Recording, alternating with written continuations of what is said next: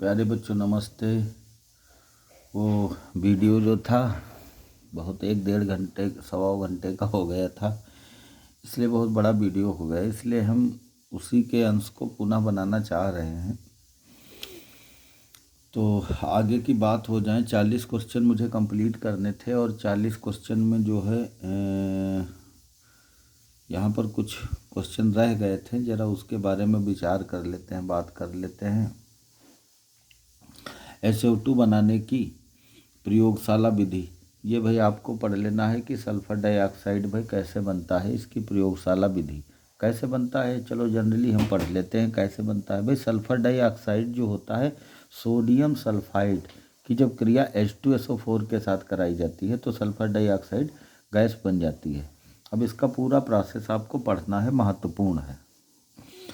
इसके बाद यह क्वेश्चन है तुम्हारा कि H2SO4 द्विक्षारीय अम्ल है क्यों।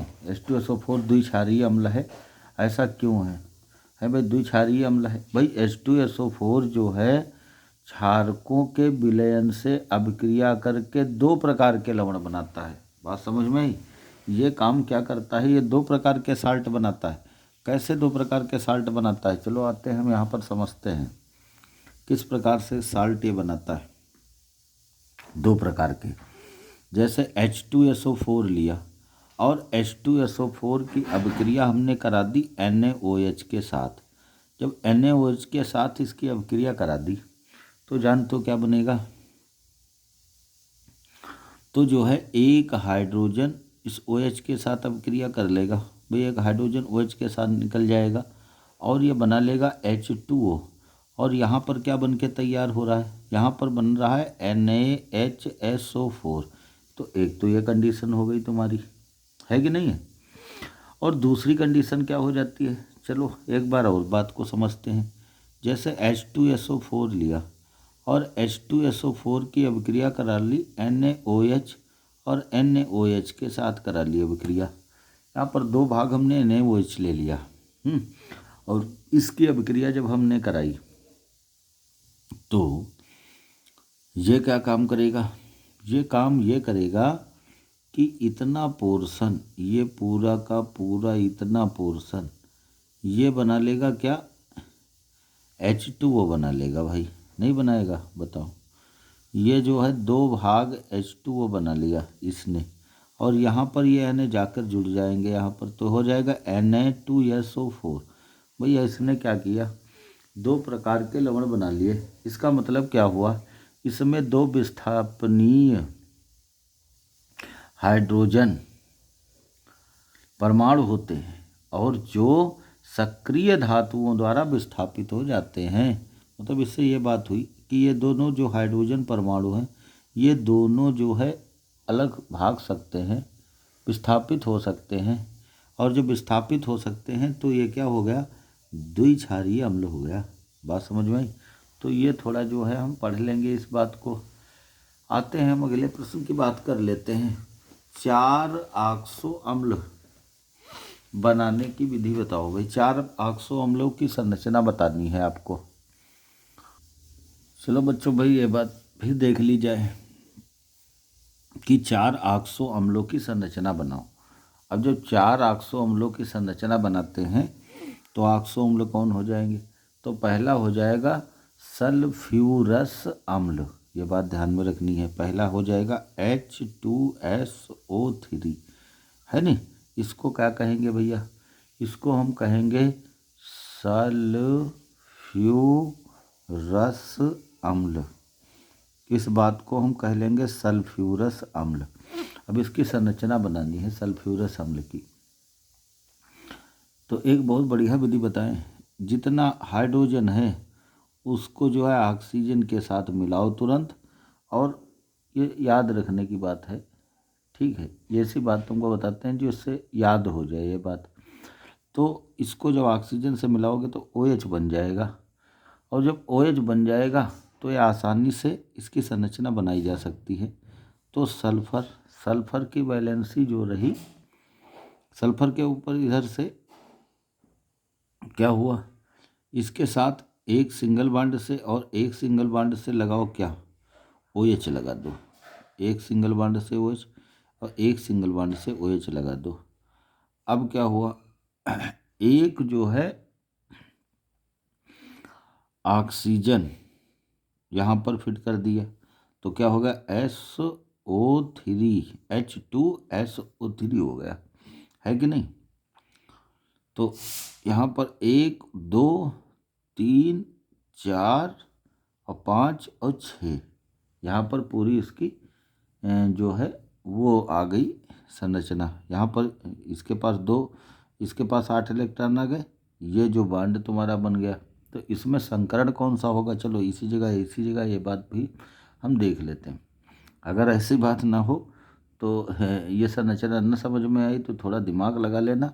ये मैं बना रहा हूँ, ये संरचना बन रही है, जानते हो कौन सी, ये बन रही है सल्फर को कर दो खोपड़ी पर और यहाँ से एक फिट कर दो OH, यहाँ से एक फिट कर दो OH और OH लगा दिया और यहाँ पर डबल बॉन्ड से जोड़ दो। यहाँ पर जो है तीर बना है ये डबल बॉन्डिंग कर रहा है, तो डबल बॉन्डिंग से कराए दो ऑक्सीजन को। यहाँ पर ऑक्सीजन की डबल बॉन्डिंग इधर हो गई और जब हो गई तो इसके पास 1 2 3 4 एक लोन पेयर इसके पास खोपड़ी पर पड़ा रहेगा और मुस्कुराता रहेगा, तो मुस्कुराने दो इसको। ये संरचना बन जाएगी तुम्हारी बहुत अच्छी और इस समय इसकी ऑक्सीडेशन नंबर हो जाएगी +4।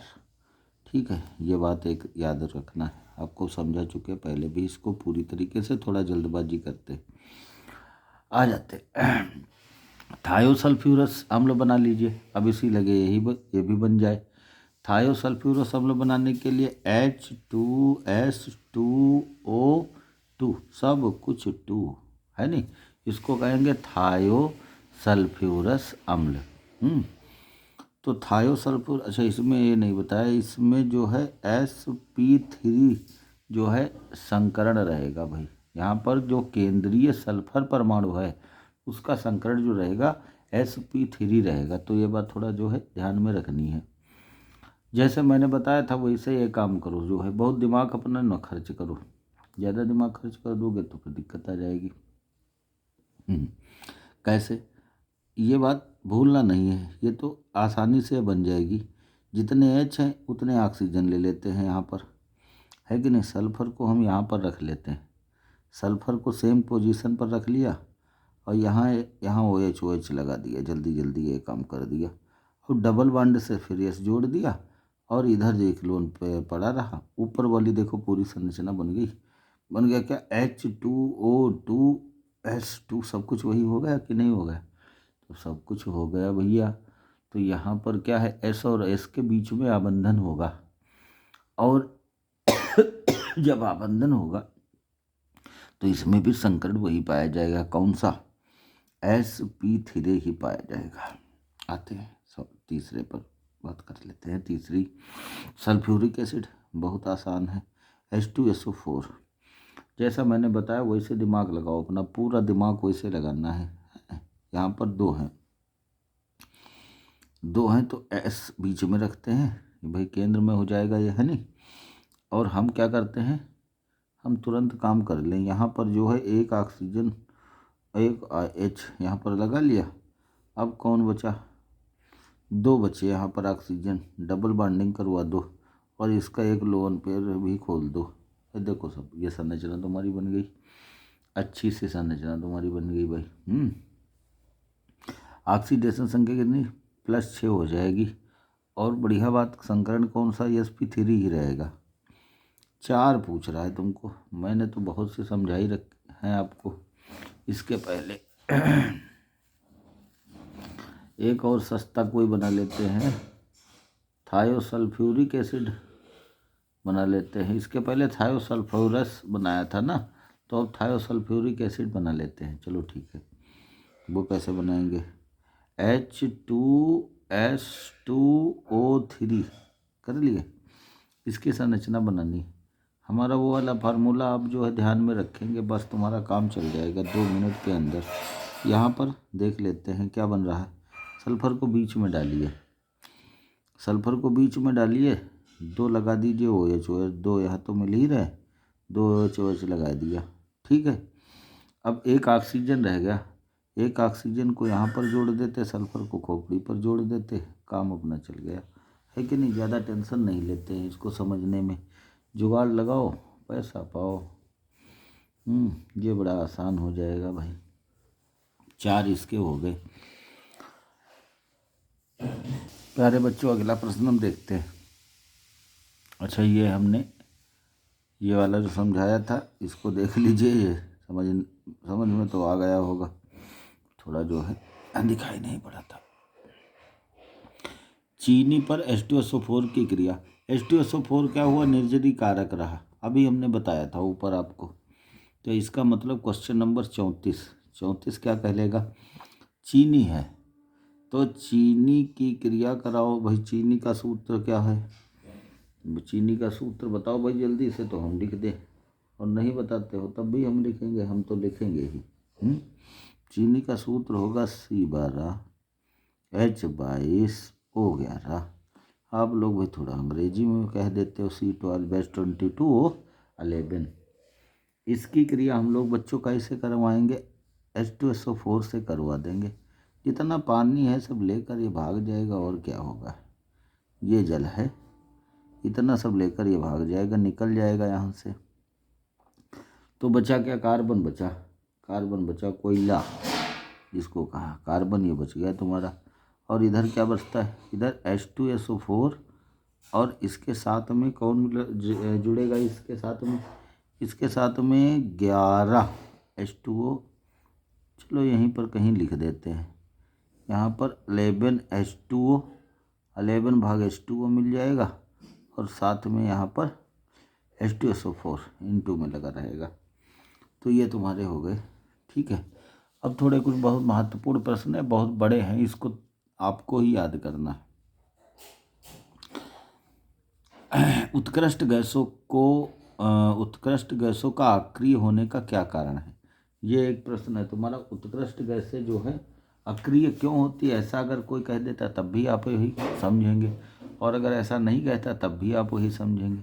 भाई क्या कारण है, भाई उत्कृष्ट गैसें जो होते हैं उनका इलेक्ट्रॉनिक विन्यास जो होता है वो कैसा होता है, NH2 और NP6 होता है। मतलब क्या है, मतलब ये है कि ये अस्थाई है। जो इनका इलेक्ट्रॉनिक विन्यास होता है NH2 और NP6 होता है। तो सारी यार कक्षा पूरी यहाँ पर इसकी कक्षा भरी हुई है, और जब भरी हुई है तो वाह्य कोश में अधिकतम इलेक्ट्रॉन है ही, और जब अधिकतम है तो ये काहे संयोग करेंगे किसी से, ज़रूरत ही नहीं है। जब ये किसी से संयोग नहीं करेंगे, किसी से दोस्ती रिश्तेदारी निभाएंगे नहीं, अक्रिय तो ही कहोगे, है कि नहीं है। मतलब इनको निष्क्रिय कह लोगे, और क्या, कोई काम है कि नहीं है। काम के बहुत हैं, हम कह देते हैं ऐसे ही, लेकिन ये काम के हैं। खैर तो हम क्या लिखेंगे, यही बात लिख देंगे। आगे आते हैं, हीलियम, नियान, आर्गन के उपयोग बताओ। कतई कितनी बार बताया भाई, गुब्बारों या वायुयानों के टायर में हीलियम का प्रयोग किया जाता है। गोताखोर जो सिलेंडर लेकर जाते हैं सांस लेने हेतु पानी के अंदर, उसमें जो है हीलियम का उपयोग किया जाता है। ऑक्सीजन के साथ में भोज्य पदार्थों का संरक्षण किया जाता है, और बहुत कम ताप उत्पन्न करने के लिए भी इसका उपयोग करते हैं। ये तो हीलियम की रही बात। अब नियान की बात करते हैं। तो नियान अभी मैंने एक ऐसा प्रश्न किया था, है कि नहीं, विज्ञापन है, साइन बोर्ड है, वायुयान है, इनमें इसका प्रयोग किया जाता है। टेलीविज़न, रेडियो, फोटोग्राफी में इसका यूज किया जाता है, और जो है वनस्पति उद्यान, या कह सकते हैं आप जो है ग्रीन हाउस में इसका उपयोग किया जाता है, ठीक है। और आर्गन के उपयोग क्या होते हैं कि ये नियान के साथ अगर इसका मिश्रण कर दिया जाए आर्गन का, तो ये विज्ञापनों में जो है चमक उत्पन्न हो जाती है, बहुत चमकीले, जो दूर से दिखाई पड़ते हैं। आप लोगों ने देखा होगा, कभी कभी बोर्ड बहुत तगड़े लगे होते हैं। तो ऐसा, और जो है एल्युमिनियम तथा जैसे स्टेनलेस स्टील है, इसको जोड़ने के लिए जो है आर्गन का इस्तेमाल किया जाता है। अब देखो पी ब्लॉक का इलेक्ट्रॉनिक विन्यास क्या है भैया, पूरा इलेक्ट्रॉनिक विन्यास पी ब्लॉक का तुमको लिखना है। ये बात तुम्हारे पास उपस्थित है भाई, है कि नहीं। तो आते हैं अगली बात कर लेते हैं। काफ़ी परेशान हो गए आज भाई, है कि नहीं।